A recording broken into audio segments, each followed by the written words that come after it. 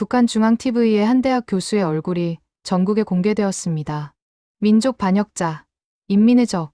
그런데 놀라운 것은 그는 북한 최고의 해커들을 키워낸 엘리트 교수였다는 겁니다. 화면에는 그의 장모와 아내, 어린 두 자녀까지 나와 그를 저주했습니다. 과연 이 충성스러운 교수는 무엇을 했기에 하루아침에 반역자가 되었을까요? 지금부터 그 이야기를 들려드리겠습니다. 이 영상이 도움이 되셨다면 구독과 좋아요 부탁드립니다. 탕, 탕탕. 총소리가 귀를 찢었습니다. 새벽 2시, 얼어붙은 강물 속에서 저는 숨을 죽이고 있었습니다. 거기 멈춰. 쏜다. 북한군 초소에서 조명탄이 하늘로 치솟았습니다. 순간 강 위가 대낮처럼 밝아졌습니다. 제 심장은 터질 듯 뛰었습니다. 들키면 즉결 처형입니다. 가족들도 정치범 수용소로 끌려갑니다. 하지만 뒤돌아갈 수 없었습니다. 왜냐하면 사흘 전 저는 이미 죽은 사람이었으니까요.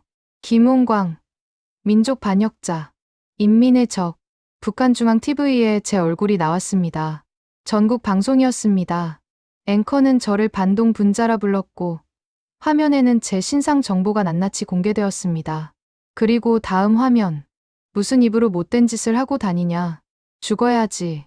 내가 보면 그 자리에서 뜯어 죽였을 것이다. 장모님이었습니다. 카메라 앞에서 저를 저주하는 그분의 떨리는 목소리. 국가가 시킨 연기였을까요? 아니면 진심이었을까요? 제 아내는, 제 아이들은 지금 어디서 무엇을 하고 있을까요? 저는 한때 북한에서 존경받는 대학 교수였습니다. 함흥컴퓨터기술대학. 나라 최고의 해커들을 키워낸 곳. 저는 그곳에서 미래의 사이버 전사들을 가르쳤습니다. 엘리트 중에 엘리트였습니다. 그런 제가 왜 새벽 2시, 영하의 강물 속에서 목숨을 걸고 있었을까요? 무엇이 저를 반역자로 만들었을까요? 지금부터 그 이야기를 시작합니다. 총알이 빗발치던 그날 밤까지 제가 걸어온 길을. 2000년대 초반, 저는 북한 최고의 엘리트였습니다. 함흥컴퓨터기술대학, 김정일 국방위원장이 직접 지시해 만든 특별한 학교였습니다. 전국에서 수학과 물리, 컴퓨터에 재능 있는 학생들만 모았습니다. 10살부터 20살까지 이들은 오직 하나의 목표를 위해 훈련받았습니다. 사이버 전쟁의 전사가 되는 것. 저는 그곳에서 프로그래밍과 해킹 기술을 가르쳤습니다. 제 강의실에는 항상 긴장감이 흘렀습니다. 학생들은 교과서 한 페이지를 10초 만에 외웠습니다. 코드 1000줄을 하룻밤에 작성하는 것은 기본이었습니다. 김홍광 동무는 우리 대학의 자랑입니다. 총장은 자주 저를 칭찬했습니다. 당에서도 인정받았습니다. 한 달에 한 번씩 특별 배급이 나왔습니다. 쌀 10kg, 기름 1병, 설탕 500g. 일반 주민들은 상상도 못할 대우였습니다. 제 아파트는 함흥에서 가장 좋은 지역에 있었습니다. 4층짜리 건물의 2층. 방이 2개나 되었습니다. 창문으로는 성천강이 보였습니다. 아내는 시장에서 두부와 돼지고기를 살 수 있었습니다. 아이들은 학교에서 모범 학생이었습니다. 저는 행복했습니다. 아니, 행복하다고 믿었습니다. 자본주의는 썩어 문드러진 사회입니다. 남조선 괴뢰들은 미제의 노예로 살아갑니다. 매주 수요일 오전, 우리는 생활총화를 했습니다. 교수들이 모여 앉아 사상학습을 했습니다. 저는 고개를 끄덕였습니다. 당의 말씀을 의심하지 않았습니다. 의심할 이유가 없었습니다. 제가 가르친 학생들은 정말 뛰어났습니다. 2004년, 제 제자 하나가 국제 해킹 대회에서 1등을 했습니다. 2006년에는 1등부터 4등까지 모두 우리 학생들이 차지했습니다. 위대한 장군님의 은덕입니다. 우리는 기뻐했습니다. 학교 전체가 축하 분위기였습니다. 저는 가슴이 벅찼습니다. 제가 키운 학생들이 세계 최고였습니다. 그런데 그즈음 저에게 특별한 임무가 하나 더 주어졌습니다. 김홍광 동무, 백공상무에 차출되었소. 백공상무, 불법 영상물과 외부 자료를 단속하는 특별 조직이었습니다. 저는 기술 담당으로 배치되었습니다. USB와 CD를 검사하고 숨겨진 파일을 찾아내는 일이었습니다. 남조선 자료는 사상의 독약이오. 우리 인민을 타락시키는 세균이오. 조장의 말이었습니다. 저는 동의했습니다. 당연히 그래야 한다고 믿었습니다. 하지만 이상한 일이 하나 있었습니다. 단속을 나갈 때마다 주민들의 집에서 나만 드라마가 나왔습니다. 가을 동화, 모래시계, 이브의 모든 것. 제목도 생소한 것들이었습니다. 저는 그것들을 압수했습니다. 증거물로 제출해야 했으니까요. 그런데 제출하기 전에 저는 궁금했습니다. 대체 뭐가 담겨 있길래 사람들이 목숨을 걸고 이런 걸 본다는 걸까? 그날 밤, 저는 처음으로 금지된 것을 했습니다. 문을 걸어 잠그고, 불을 끄고, 나만 드라마를 재생했습니다. 화면이 켜졌습니다. 음악이 흘렀습니다. 그 순간, 제 인생이 조금씩 흔들리기 시작했습니다. 화면 속에는 서울이 펼쳐져 있었습니다. 높은 빌딩들, 밝은 거리, 자동차들이 끊임없이 움직였습니다. 사람들은 화려한 옷을 입고 걸었습니다. 카페에서 커피를 마셨습니다. 웃고 떠들었습니다. 저는 숨을 죽이고 화면을 응시했습니다. 이건 진짜인가? 드라마 가을 동화였습니다. 남자와 여자가 사랑에 빠지는 이야기였습니다. 하지만 제 눈에 들어온 건 사랑 이야기가 아니었습니다. 배경이었습니다. 주인공이 사는 집. 너무 컸습니다. 방이 몇 개나 되는지 셀 수도 없었습니다. 냉장고 안에는 음식이 가득했습니다. 불은 24시간 켜져 있었습니다. 아무도 전기를 아끼지 않았습니다. 주인공이 슈퍼마켓에 갔습니다. 진열대에 과일이 산더미처럼 쌓여 있었습니다. 사과, 배, 포도, 오렌지. 북한에서는 명절에나 볼 수 있는 것들이었습니다. 그런데 그곳 사람들은 카트에 마구 담았습니다. 당연하다는 듯이. 거짓말이야. 세트장이야. 선전용이야. 저는 스스로를 설득하려 했습니다. 하지만 화면은 계속되었습니다. 병원 장면이 나왔습니다. 병실이 깨끗했습니다. 침대마다 하얀 시트가 깔려 있었습니다. 의사들이 친절했습니다. 환자는 최선의 치료를 받았습니다. 돈 이야기는 나왔지만 굶어 죽는 사람은 없었습니다. 우리가 배운 게 뭐지? 제 머릿속이 복잡해졌습니다. 저는 평생 이렇게 배웠습니다. 남조선은 지옥이라고, 미군이 사람들을 죽인다고, 어린아이들이 굶어 죽는다고, 거리에 거지가 넘쳐난다고. 하지만 화면 속 서울은 달랐습니다.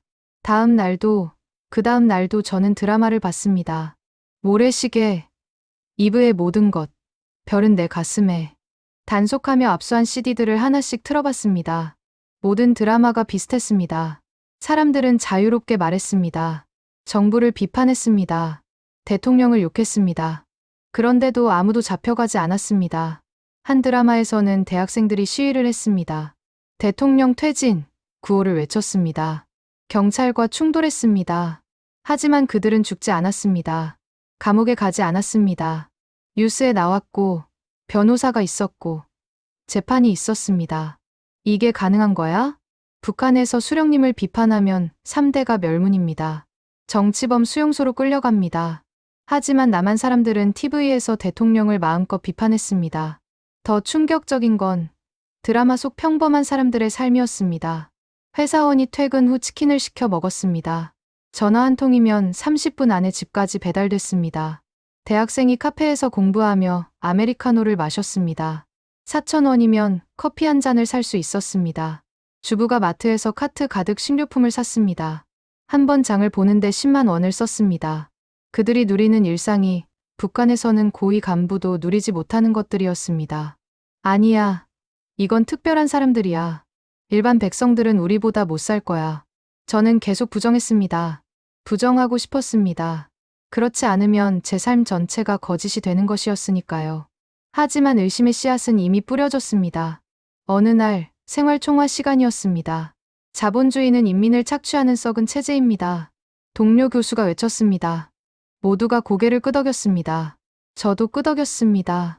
하지만 제 머릿속에서는 다른 생각이 흘렀습니다. 그런데 왜 그 착취당하는 사람들이 우리보다 잘 사는 거지? 왜 그들은 배달 음식을 시켜 먹고 우리는 배급도 제대로 못 받는 거지? 이 생각을 한다는 것 자체가 위험했습니다. 이 생각이 들킨다는 것은 죽음을 의미했습니다. 저는 입을 다물었습니다. 표정을 관리했습니다. 낮에는 충성스러운 교수로 살았습니다.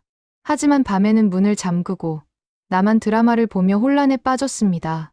수학과 코드만 보던 제 머리가 처음으로 체제에 대해 질문하기 시작했습니다. 2007년 가을, 도당 선전부 리 부부장이 찾아왔습니다. 김 교수, 자네 외국 영화 많이 가지고 있지? 그는 조용히 물었습니다. 주위를 살피며 목소리를 낮췄습니다. 재미있는 거 하나만 빌려줄 수 있나? 집에서 아내랑 보려고. 저는 망설였습니다. 하지만 거절할 수 없었습니다. 그는 도당 간부였습니다. 저보다 훨씬 높은 위치에 있었습니다. 알겠습니다. 조심해서 보십시오. 저는 비교적 수위가 낮은 외국 영화 한 편을 골라 CD를 건넸습니다. 총격 장면도 있고 키스 장면도 있었지만 그 정도는 괜찮다고 생각했습니다. 2주일이 지났습니다. 김원광 교수, 도 보이부에 즉시 출석하시오. 제 사무실에 보이부원 2명이 들이닥쳤습니다. 제 심장이 철렁 내려앉았습니다. 무슨 일입니까? 가면 압니다. 그들은 대답하지 않았습니다.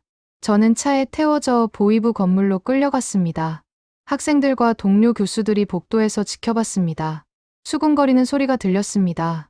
신문실, 차가운 형광등 아래 쇠 책상이 하나 놓여 있었습니다. 보이부 신문관 3명이 저를 둘러쌌습니다. 담배 연기가 자욱했습니다.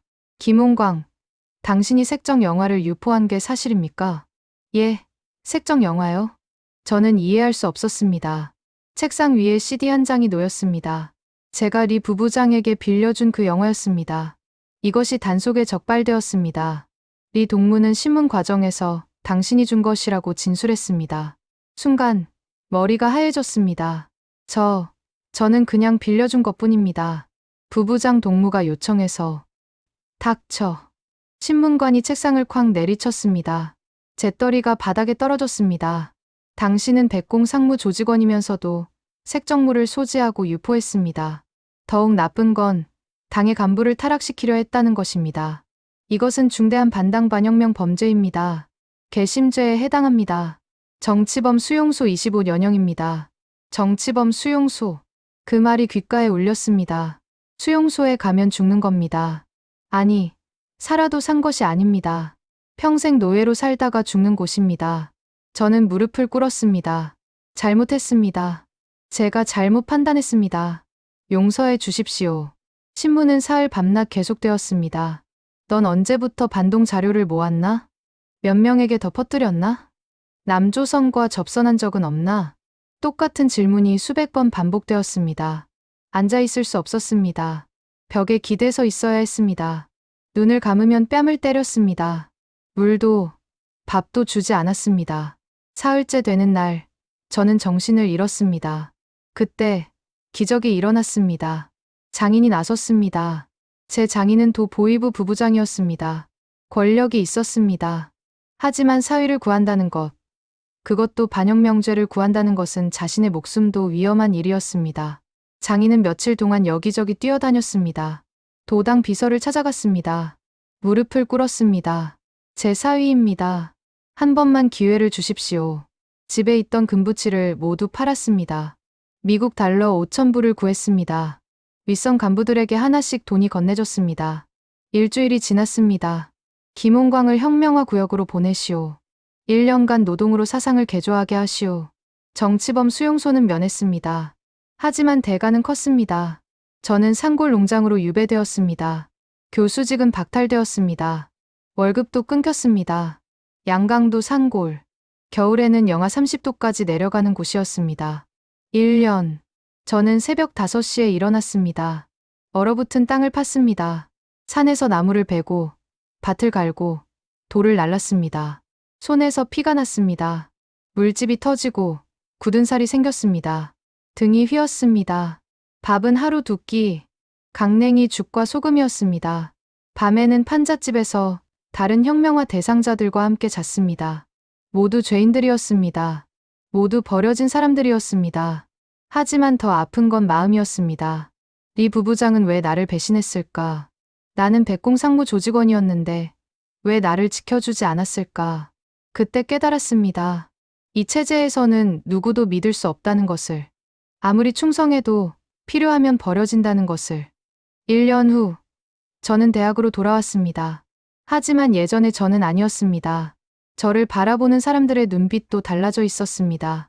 2008년 가을, 저는 함흥 컴퓨터기술대학으로 돌아왔습니다. 하지만 학교는 더 이상 제 자리가 아니었습니다. 김홍광이 돌아왔네.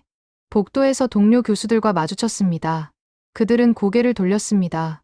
인사를 받아주지 않았습니다. 사상이 불순한 놈이래. 뒤에서 속삭이는 소리가 들렸습니다. 그들은 제가 듣는 걸 알면서도 그렇게 말했습니다. 식당에서 밥을 먹을 때 제 옆자리는 항상 비어 있었습니다. 누구도 앉지 않았습니다. 밥상을 받아들고 자리를 찾으면 사람들이 슬금슬금 일어났습니다. 색적물이나 유포하던 놈이 사상이 썩었어. 조심해야 돼. 같이 있다가 우리까지 의심받으면 어떡해. 저는 투명인간이 되었습니다. 강의도 제대로 배정받지 못했습니다. 예전에는 최고 학생들을 가르쳤지만 이제는 보조 업무만 맡았습니다. 컴퓨터실 관리, 자료 정리, 청소, 김동무. 이번 생활 총화에서 자아 비판 준비하시오. 총화 시간마다 저는 앞에 나가 자아 비판을 해야 했습니다. 저는 사상이 불순했습니다. 제 잘못으로 당을 실망시켰습니다. 죽을 죄를 지었습니다. 저는 고개를 숙이고 말했습니다. 사람들은 무표정하게 저를 바라봤습니다. 어떤 이는 비웃었습니다. 집에 돌아가면 아내가 울고 있었습니다. 여보, 아이들이 학교에서 놀림받아요. 반동의 자식이래요. 선생님도 차별해요. 제 딸은 11살, 아들은 9살이었습니다. 아이들의 미래도 제 손으로 망친 것이었습니다. 좋은 대학에 갈 수 없을 것입니다. 좋은 직장도 얻지 못할 것입니다. 그렇게 6개월이 흘렀습니다. 어느 날 총장이 저를 불렀습니다. 김 교수, 회령에 출장 가야겠소. 거기 지방 컴퓨터 학교에 프로그램 설치하고 교육 좀 하시오. 회령, 함경북도 국경 도시였습니다. 저는 기차를 타고 북쪽으로 올라갔습니다. 이틀이 걸렸습니다. 기차는 너무 느렸습니다. 전기가 자주 끊겼습니다. 회령에 도착한 순간 저는 충격을 받았습니다. 함흥과는 완전히 다른 세상이었습니다. 거리에 사람들이 뼈만 앙상하게 남아 있었습니다. 아이들이 길거리에서 구걸했습니다. 아저씨, 밥 좀 주세요. 작은 손을 내밀었습니다. 시장 근처에는 굶어 죽은 시신이 방치되어 있었습니다. 천으로 덮여 있었지만 냄새가 났습니다. 이게 같은 나라인가? 저는 믿을 수 없었습니다. 함흥은 그래도 배급이 나왔습니다. 시장에 식량이 있었습니다. 하지만 회령은 지옥이었습니다. 저녁, 제가 묵는 여관 주인과 이야기를 나눴습니다. 선생님, 함흥에서 오셨군요. 거긴 사람 사는 곳이어도 되지. 주인은 한숨을 쉬었습니다. 여기는 매일 누가 강 건너요.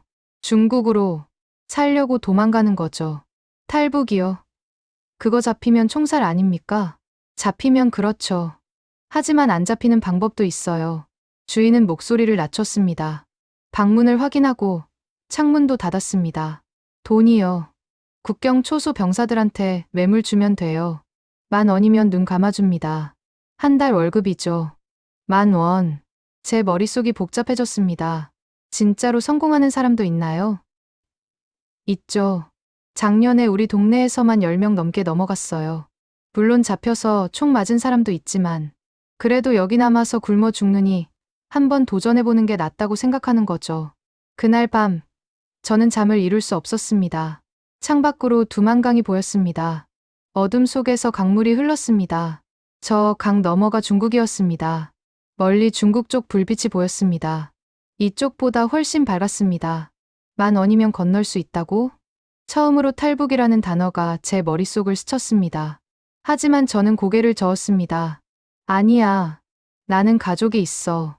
아내와 아이들을 어떻게 버리고 가. 그런데 마음 한구석에서 작은 목소리가 들렸습니다. 이대로 살면 우리 가족 모두 천천히 죽는 거 아닐까. 이 체제에서 미래가 있을까. 아이들은 평생 반동의 자식으로 살아야 해. 그게 과연 사는 거야? 출장을 마치고 함흥으로 돌아왔습니다. 하지만 제 머릿속에는 두만강의 풍경이 계속 맴돌았습니다. 그리고 그 풍경은 점점 더 선명해지고 있었습니다. 2009년 봄, 저는 다시 회령으로 갔습니다. 이번에는 출장이 아니었습니다. 도망이었습니다. 여보, 나 일주일 정도 출장 다녀올게. 아내에게 거짓말을 했습니다. 아이들을 안아주지도 못했습니다. 그냥 평범하게 집을 나섰습니다. 진실을 말하면 막을 것이었습니다. 말하면 모두가 위험해졌습니다. 저는 가방에 돈 10,000원을 챙겼습니다. 1년 동안 몰래 모은 돈이었습니다. 그리고 작은 수첩 하나.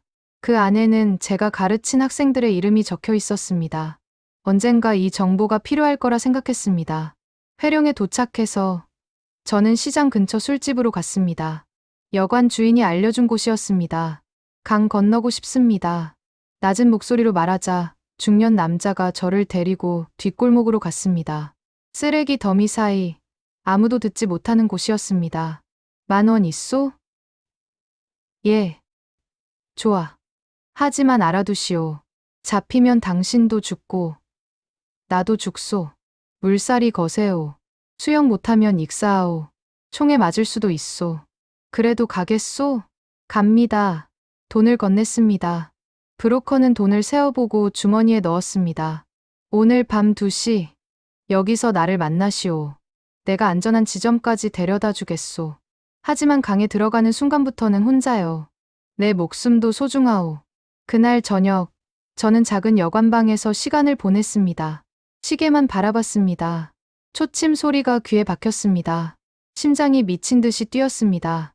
창밖으로 초소 탐조등이 보였습니다. 강 위를 훑고 지나갔습니다. 저 빛에 걸리면 끝입니다. 이게 마지막일 수도 있어.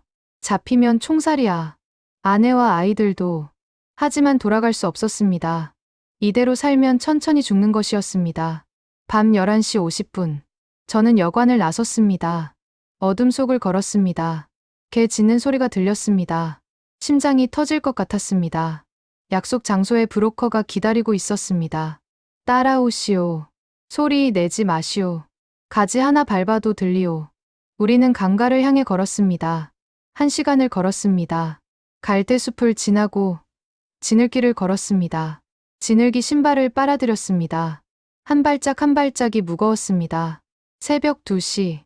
드디어 두만강이 보였습니다. 어둠 속에서 강물이 흘렀습니다. 생각보다 넓었습니다. 50m는 될 것 같았습니다. 저기 보이는 초소. 거기는 돈바닷소. 눈 감아줄 거요. 하지만 오른쪽 초소. 거긴 안 받았소. 그놈이 조명탄 쏘면 끝이오. 조심하시오. 그럼 총을 쏠 수도 있다는 겁니까? 물론이지. 작년에 여기서 5명 죽었소. 빨리 건너야 하오. 물속으로 잠수하면서 가시오. 브로커가 제 등을 밀었습니다. 저는 강물에 발을 담갔습니다. 얼음처럼 차가웠습니다. 온몸에 소름이 돋았습니다. 가시오. 지금. 저는 헤엄치기 시작했습니다. 강물은 생각보다 깊었습니다. 3m는 되는 것 같았습니다. 옷이 물을 머금어 무거웠습니다. 신발이 발을 잡아당겼습니다. 숨이 가빠졌습니다. 10m쯤 갔을까요?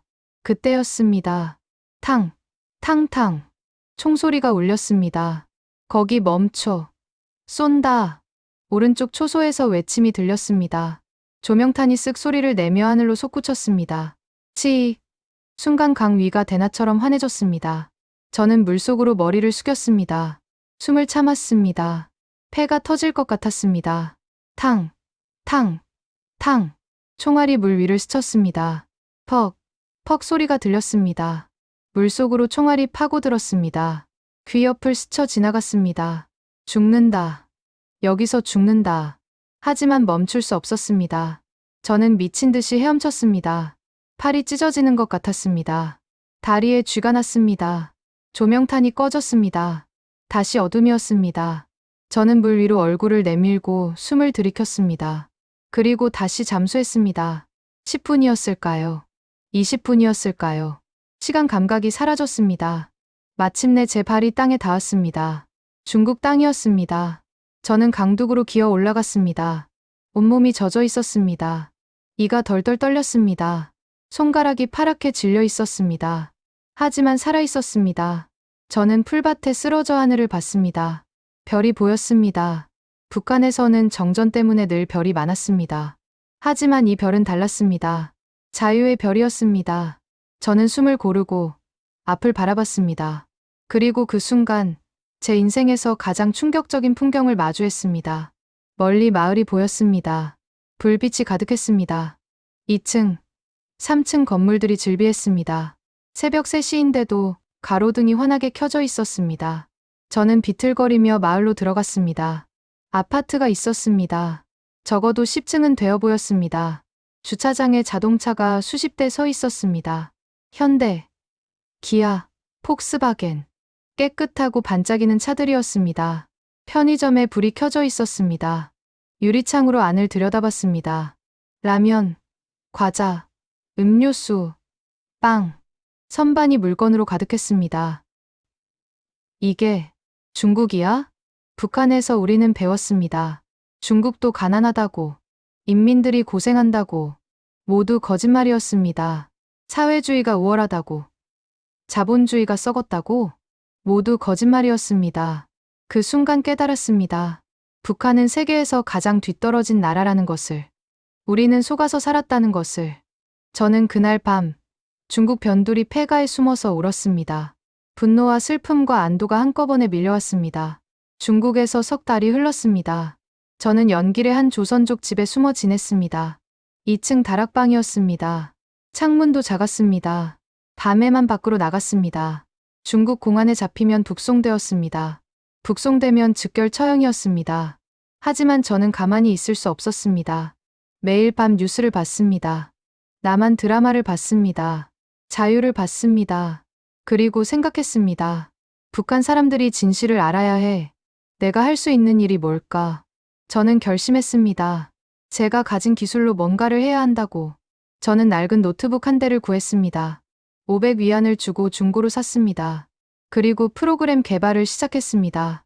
스텔스 USB. 북한 보안 검색망에 걸리지 않는 특수 USB였습니다. 원리는 간단했습니다. USB를 컴퓨터에 꽂으면 처음 5번까지는 완전히 빈 USB로 보입니다. 아무 파일도 없습니다. 보이부가 검사해도 통과됩니다. 하지만 6번째 꽂으면 숨겨진 파티션이 자동으로 열립니다. 그 안에 남한 드라마, 영화, 뉴스가 가득 담겨 있습니다. 저는 석 달 동안 100개의 USB를 만들었습니다. 하루에 15시간씩 작업했습니다. 눈이 빨갛게 충혈됐습니다. 가을 동화, 태양의 후예, 겨울연가, 그리고 BBC 다큐멘터리, 자유아시아 방송 뉴스까지 모든 자료를 USB에 담았습니다. 이걸 북한에 어떻게 보내지? 조선족 브로커를 찾았습니다. 시장에서 소개받은 사람이었습니다. 장마당 상인들한테 뿌려주시오. 2,000원씩 주면 팔 겁니다. 그놈들은 돈만 되면 뭐든 합니다. 돈을 모았습니다. 탈북자 단체에서 지원을 받았습니다. 한국에서 온 선교사들도 도왔습니다. USB들은 중국 국경을 넘어 북한으로 들어갔습니다.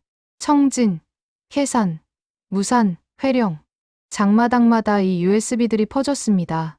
처음엔 반응이 없었습니다. 하지만 한 달 후, 이상한 USB래요. 처음엔 비어있는데 여러 번 꽂으면 남조선 드라마가 나온대요. 소문이 퍼지기 시작했습니다. 젊은이들 사이에서 인기였습니다. 검열에 안 걸린대요. 진짜 신기해요. 태양의 후예 봤어?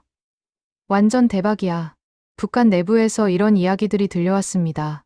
중국에 있는 탈북자 네트워크를 통해 소식이 전해졌습니다. 2010년, 2011년, 저는 계속 USB를 만들었습니다. 1,000개, 2,000개, 5,000개. 저만 한 게 아니었습니다. 다른 탈북자들도 동참했습니다. 한국 NGO들도 참여했습니다. USB가 풍선에 실려 북한으로 날아갔습니다. 북한의 MZ세대들이 드라마를 봤습니다. 서울의 불빛을 봤습니다. 자유를 봤습니다. 그들의 머릿속이 조금씩 바뀌고 있었습니다. 우리가 배운 게 거짓말이었어. 남조선이 지옥이라고. 거긴 천국이잖아.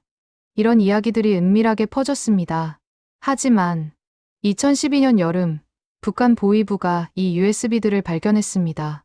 반동적 음란물을 유포한 자를 찾아라. 전국적 수사가 시작되었습니다. USB 추적이 시작되었습니다. 보위부는 프로그램을 분석했습니다. 코드 스타일을 연구했습니다. 그리고 그들은 저를 찾아냈습니다. 김홍광, 함흥컴퓨터기술대학 전직 교수. 2009년 탈북. 현재 중국 연길 거주 추정. 제 신상이 모두 파악되었습니다. 북한 중앙TV에서 특집 방송이 나갔습니다. 저녁 8시. 전 국민이 보는 시간이었습니다. 민족 반역자 김홍광은 인터넷 삐라를 제작하여 우리 인민을 타락시키려는 반동 분자입니다. 미제와 남조선 괴뢰들의 앞잡이로 전락한 쓰레기입니다. 앵커가 저를 규탄했습니다. 화면에 제 얼굴 사진이 크게 나왔습니다. 대학교 교수증 사진이었습니다. 그리고 다음 화면, 장모님이 나왔습니다. 집 안에서 촬영한 것 같았습니다. 뒤에 김일성 초상화가 보였습니다. 무슨 입으로 못된 짓을 하고 다니냐. 죽어야지. 내가 보면 그 자리에서 뜯어 죽였을 것이다. 우리 집안에 이런 쓰레기가 나왔다니 부끄럽습니다. 장모님의 목소리가 떨렸습니다. 분노인지 두려움인지 알 수 없었습니다. 제 심장이 무너졌습니다. 이어서 제 아내가 나왔습니다. 얼굴이 많이 상해 있었습니다. 눈이 퀭했습니다. 살이 많이 빠진 것 같았습니다. 신문을 받았을 것입니다. 매를 맞았을 것입니다. 저는 이 민족 반역자와 이혼합니다. 저와 아이들은 당과 수령님께 끝까지 충성하겠습니다. 저 인간은 우리 가족이 아닙니다. 아내의 목소리가 기계적이었습니다. 대본을 읽는 것 같았습니다. 아이들도 나왔습니다. 15살 딸, 13살 아들. 교복을 입고 있었습니다. 카메라 앞에서 저를 규탄했습니다. 아버지는 민족의 배신자입니다. 인민의 원수입니다. 저희는 아버지를 부끄럽게 생각합니다. 저희는 당의 아들딸로 살겠습니다. 딸의 눈에 눈물이 고여 있었습니다. 하지만 참고 있었습니다. 저는 화면을 보며 울었습니다. 제 가족이 저 때문에 얼마나 고통받았을까요? 신문 받고, 때리고, 강요받았을 겁니다. 학교에서, 직장에서, 이웃들에게 손가락질 받았을 겁니다. 하지만 멈출 수 없었습니다. 제가 만든 USB 때문에 수천 명의 북한 청년들이 진실을 보고 있었습니다. 그들의 생각이 바뀌고 있었습니다. 언젠가 그들이 북한을 바꿀 것입니다. 미안해. 정말 미안해. 하지만 이해해줘. 저는 가족에게 속으로 사과했습니다. 하지만 USB 제작은 멈추지 않았습니다. 체제와의 전쟁은 이미 시작되었습니다. 2013년 봄, 저는 마침내 한국 땅을 밟았습니다. 중국에서 라오스를 거쳐 태국, 그리고 한국. 1년이 걸렸습니다. 여러 번 죽을 뻔했습니다. 브로커에게 사기도 당했습니다. 정글을 헤맸고 감옥에 갇히기도 했습니다. 하지만 살아남았습니다. 인천공항에 도착했을 때 저는 무릎이 꺾였습니다. 도착했다. 드디어. 눈물이 쏟아졌습니다. 하지만 그 눈물은 기쁨만이 아니었습니다. 가족에 대한 죄책감이 함께 흘렀습니다. 공항 로비는 북한에서 본 남한 드라마와 똑같았습니다. 아니, 더 화려했습니다. 밝은 불빛, 깨끗한 화장실, 친절한 사람들. 하나원에서 석 달을 보냈습니다. 한국 사회를 배웠습니다. 은행, 지하철, 병원, 모든 것이 신기했습니다. 신용카드로 결제한다는 것, 스마트폰으로 모든 걸 할 수 있다는 것, 인터넷으로 물건을 주문하면 다음날 배달된다는 것. 이게 정말 가능한 거구나. 드라마로 봤던 모든 것이 현실이었습니다. 그리고 저는 새로운 일을 시작했습니다.